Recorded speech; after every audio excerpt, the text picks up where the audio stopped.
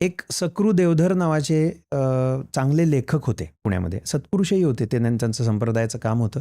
त्यांनी खूप उपनिषद वेदांवरती पुस्तकं प्रकाशित केलेली आहेत. ते सकृ देवधर वारीला नेहमी जात असत.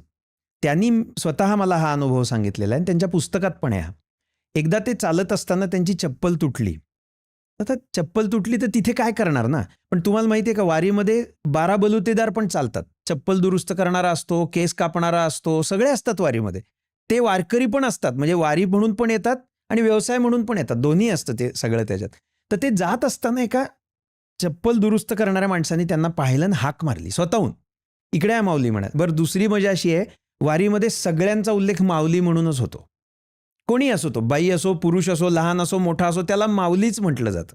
ते एक वारीचं खूप वैशिष्ट्य आहे. एकत्वाची भावना अशी आहे तिथे. तिथे सगळेच ज्ञानेश्वर महाराजांचं स्वरूप म्हणून माऊलीच मानले जातात. त्यांनी हाक मारली, माऊली इकडे या. पण काय झालं, तुमची चप्पल तुटली जणू म्हणाले. हो म्हणले, देतो दुरुस्त करून, द्या म्हणाले. मग तो चांभारच असल्यामुळे त्याच्याशी सगळं होतं, त्यांनी पटकन ती दुरुस्त केली. तेवढ्यात तो बोलत होता त्यांच्याशी, तुम्ही कुठले काय. तर त्यांनी पण विचारलं, तू कुठला? तर म्हणाले, मी करमाळ्या भागातला आहे. वारीला येतोस का दरवर्षी? हो म्हणाला, मी पण खानदानी वारकरी आहे म्हणाला, माझ्या पिढ्यानपिढ्या वारी आहे म्हणाला, आम्ही वारीत येतो. तर मग त्यांची तोपर्यंत चप्पल दुरुस्त झाली. ती चप्पल त्यांच्या हातात दिली त्यांनी, घालून बघा म्हणाला. मग ते म्हणले, किती पैसे देऊ तुला?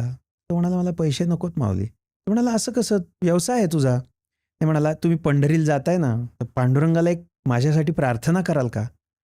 तर ते म्हणाले, हो करीन की, काय करायची आहे? तर म्हणाला, मला ना पुढच्या जन्मी पाय द्यायला सांगा. तो पांगळा होता. मला चालत वारी करायची आहे, मला चालता येत नाही आत्ता म्हणाले, कारण मला पाय मी असाच खुरडत येतो आणि मग मला बरोबरचा माणूस पुढच्या मुक्कामावरती घेऊन जातो म्हणाले त्या ह्याच्यावरनं, मला चालत वारी करायची म्हणाले, मी वारकरी आहे. किती वेगळा भावाचा हे आहे ना, त्यांच्याही डोळ्यात पाणी आलं.